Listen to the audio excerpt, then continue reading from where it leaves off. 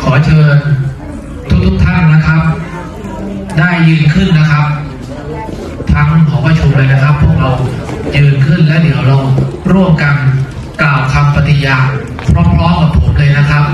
พร้อมกันเลยนะครับ เราจะให้วันนี้เป็นวันที่พวกเราได้ทำสิ่งที่ดีๆเราดูสิ่งที่ดีๆกันมาเห็นปัญหาเห็นพร้อมนะครับข้าพเจ้าพลเอกเชษฐาใจเปี่ยม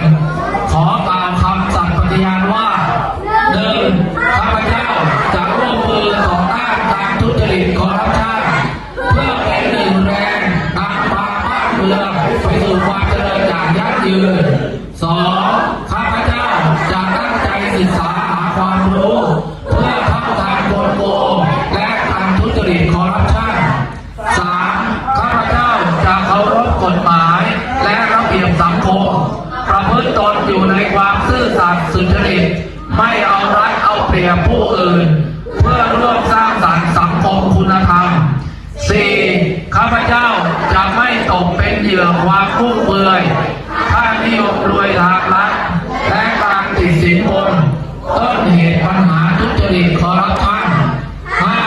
ข้าพเจ้าจะไม่นิ่งเฉยเมื่อพบเห็นการทุจริตคอร์รัปชันจะไม่ถือเอาประโยชน์ส่วนตนเหนือกว่าประโยชน์ส่วนรวมขอบพระคุณท่านพลเรือเอกเชษฐาใจเปี่ยมนะครับอันดับ